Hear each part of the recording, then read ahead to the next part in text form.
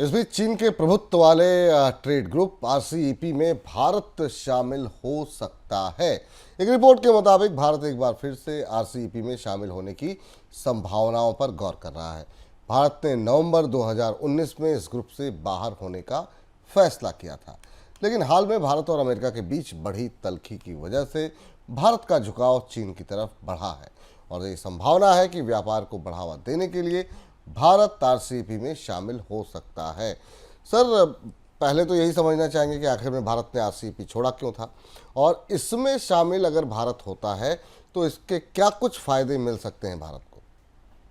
विपुल जी, याद करिए वो सबसे हाई टाइम था। डोनाल्ड ट्रंप ने जो trans Atlantic Pacific trade treaty थी उसको ख़त्म कर दिया था, क्योंकि डोनाल्ड ट्रंप मल्टीलेटरल व्यापार व्यवस्था के संधियों के पक्ष में नहीं थे और उस समय आरसेप जो कि रीजनल कोऑपरेशन एग्रीमेंट था, ये उभर रहा था।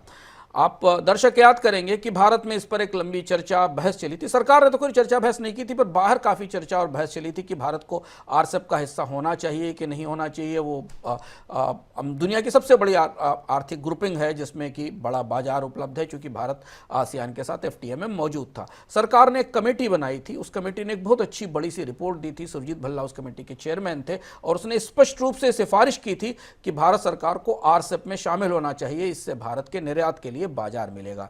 भारत में स्वदेशी जागरण मंच और बाकी जो भारत के कंजर्वेटिव इकोनॉमिक थिंक टैंक हैं वो इसका विरोध कर रहे थे। उनका कहना था न्यूजीलैंड का दूध आ जाएगा, ऑस्ट्रेलिया का चीज आ जाएगा और इस तरीके की तमाम चर्चाओं के बाद सरकार ने एक दो राउंड आरसेप की चर्चाओं में हिस्सा भी लिया, बातचीत भी की। फिर एक दिन ये घोषणा कर दी गई कि भारत आरसेप का हिस्सा नहीं बनेगा। नवंबर 2019 का समय था और भारत इस रीजनल ग्रुपिंग से बाहर आ गया। इस रीजनल ग्रुपिंग से बाहर आने से इस ग्रुपिंग में चीन को संपूर्ण प्रभुत्व मिल गया और चीन ने इस ग्रुपिंग को काफी हद तक मजबूत कर लिया। आज जब डोनाल्ड ट्रंप पूरी दुनिया की सप्लाई चेन्स को तितर बितर करके फेंक रहे हैं, तरह तरह से टैरिफ लगा रहे हैं, तब वापस दुनिया को इस तरीके के साझा बाजारों की याद आ रही है जो सबको साथ साथ आगे बढ़ने का मौका देते थे। तो ये तो रहा क्यों निकला था। निकलने के समय उस फैसले पर तमाम सवाल उठे थे, पर सरकार का कहना था कि उसे नहीं चाहिए कोई ऐसी ट्रेड ग्रुपिंग, वो अपने एफटीएस पर आगे चलेगी। तो एफटीएस भी हुए, पर एफटीएस से कितना फायदा हुआ ये एक अलग चर्चा का विषय। अब क्यों शामिल होने की पहली सबसे बड़ी वजह तो यही है कि अमेरिका के साथ रिश्ते खराब हैं और आने वाले समय में खराब रहने वाले हैं। अगर रूस और यूक्रेन युद्ध नहीं खत्म हुआ तो भारत पर जो 25% एडिशनल टैरिफ लगा है वो भी जारी रहेगा। तो भारत इसमें शामिल होना चाहता है। फायदा यह है कि भारत को आरसेप के सहारे एक अपना बड़ा बाजार मिलने की उम्मीद है, खासतौर से एमएसएमई के बाजार को में पहुंच मिलेगी। चाइना +1 का मौका मिलेगा। इस ग्रुप का हिस्सा बनने के बाद वियतनाम और बाकी देशों की तरह भारत में भी चीन की कंपनियां हैं, चीन में जो काम कर रही कंपनियां वो यहां आएंगी। आसियान वियतनाम वाले फायदे मिलेंगे। आरसेप में टैरिफ बेहद कम है, एक समान नियम है। आरसेप काफ़ी इवाल्व हो गया 2019 के बाद से, काफ़ी बदलाव हुआ आरसेप में, एक दूसरे देशों को काफ़ी एक्सेस दी गई, एफडीआई भी बढ़ाया गया। इसके फायदे भारत को मिलेंगे। दूसरा ये कि यह भी माना जा रहा है, जो लोग ये सुझाव दे रहे हैं इस समय, कि इससे ऑस्ट्रेलिया, जापान और आसियान के साथ भी रणनीतिक साझेदारी मजबूत होगी, क्योंकि ये देश भी अमेरिका के टैरिफ से परेशान है और किसी न किसी तरह से आरसेप के करीब आने की कोशिश करेंगे, क्योंकि आरसेप एक बहुत बड़ा बाजार है और बहुत बड़ा मैन्युफैक्चरिंग ब्लॉक भी है। तो इन्हें भी इस बाजार में आने की जगह मिलेगी जहां ड्यूटीज बहुत कम है। अमेरिका में औसतन अब सामान एक्सपोर्ट करने पर विपुल जी 10 से 15% ड्यूटी सबके लिए है, चाहे वो जापान हो, चाहे वो ऑस्ट्रेलिया हो। चीन के लिए 30%, 34% है, भारत के लिए 50% है, किसी के लिए 40% है। पर आरसेप के ये हिस्सा आमतौर पर बहुत कम ड्यूटी वाली व्यवस्था है, तो इस व्यवस्था में बाकी देश आने की कोशिश करेंगे। तो यह माना जा रहा है कि भारत चूंकि अमेरिका के से साथ अब अच्छे रिश्ते नहीं है और उसे अपने लिए निर्यात का बाजार चाहिए, तो उसे आरसेप में वापस जाना चाहिए। तो 2019 में जो तर्क इसके अगेंस्ट दिए जा रहे थे, वही तर्क अब इस पक्ष में दिए जा रहे हैं, क्योंकि भारत को इसमें होना चाहिए। अब सवाल ये होता है सर कि अगर आरसेप में अगर भारत शामिल होता है तो फिर बड़ी चैलेंजेस, बड़ी चुनौतियां यहाँ पर क्या होगी भारत के लिए? देखिए विपुल जी, जब 2019 की बात थी, मैंने बहुत करीब से इस पूरे घटनाक्रम को 2019 में देखा था, लिखा था, कवर किया था। उस समय भी ये था कि उस समय आरसेप डेवलप हो रहा था और भारत के पास ये मौका था कि एक और बड़ी अर्थव्यवस्था के तौर पर इस समूह में वो पहुंच जाता और चीन को बैलेंस करता, संतुलन करता, ताकि भारत भी उस ग्रुप के फायदे ले सकता, क्योंकि चीन अकेले उस ग्रुप में सबसे बड़ी अर्थव्यवस्था है, सबसे बड़ा बाजार था। भारत इसके साथ जाता तो उसमें एक संतुलन बन सकता था। भारत ने वो अपॉर्चुनिटी मिस कर दी। अब यहां जो चुनौती भारत के लिए सबसे बड़ी है कि अब ये बाजार आरसेप पूरी तरह चीन के दबदबे में, नियंत्रण में है, और चीन एक तरीके का मैग्नेट है आरसेप का। उसके आसपास कच्चा माल भी वो देता है, तकनीक भी वो देता है, बाजार भी वो देता है, तो चीन की शर्तों पर कारोबार करने की मजबूरी तो भारत के लिए होगी।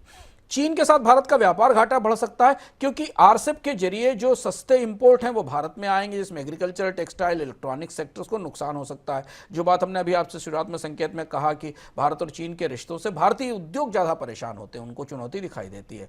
चीन का सामान भारत आएगा, क्योंकि आरसेप का हिस्सा बनने के बाद भारतीय बाजार उसका हिस्सा हो जाएगा। मेक इन इंडिया की कोशिशों को झटका लगेगा। लेकिन भारत को एक विकल्प मिल सकता है कि भारत के जो आईटी, फिनांस और प्रोफेशनल सर्विसेज हैं उन्हें आरसेप के बाजार में जगह मिल सकती है। ये पुराने आरसेप ड्राफ्ट में शामिल नहीं था। तो भारत के जो प्रोफेशनल्स हैं वो जो पश्चिम की तरफ जाते थे, यूरोप और अमेरिका की तरफ, वो इन बाजारों की तरफ जाना शुरू करेंगे। यहां पर उन्हें काम और रोजगार मिलेगा। लेकिन चीन के साथ जिस तरीके के रिश्ते हैं, सीमा विवाद है, पाकिस्तान और चीन की जो एकजुटता है, पाकिस्तान की रक्षा तैयारियों में चीन की बड़ी भूमिका, हथियार देने में और बाकी चीज़ों में है, पाकिस्तान में चीन का सीधा प्रत्यक्ष निवेश है, इन सब चीज़ों के कारण आरसेप में शामिल होने पर सरकार के लिए राजनीतिक चुनौती भी सामने आएगी, ऐसा लगता है। जी। अब सर, यहाँ से फ्यूचर कैसे देख रहे हैं आप आरसेप को लेकर के? अगर भारत का भविष्य देखा जाए तो क्या रास्ता दिखाई दे रहा है? देखिए, सीमित विकल्प है। चीन के साथ जो दोस्ती जैसे बढ़ाने की कोशिश की जा रही है, पुतिन और भारत और चीन के साथ एक समिट की बात भी चल रही है, क्योंकि भारत ब्रिक्स का चेयरमैन होने वाला है अगले साल से। तो ब्रिक्स में वही सारे देश मौजूद हैं जहां चीन का दबदबा है। तो कई सिफारिशें नीति आयोग की तरफ से भी, वर्ल्ड बैंक भी, कई लोग इस तरीके की सिफारिश कर रहे हैं कि भारत को आरसेप में जाना चाहिए, क्योंकि अमेरिका का बाजार तो गया उसके हाथ से। 60-68 बिलियन डॉलर का नुकसान तो अमेरिका में सामने रखा ही हुआ, सरकार ही मान रही है। तो उसकी भरपाई के लिए उसे एशिया के बड़े बाजार में जाना चाहिए। तो अगर जाएगा तो शायद अन्य देशों से कुछ और ज़्यादा बेहतर बार्गेन करने का मौका मिलेगा।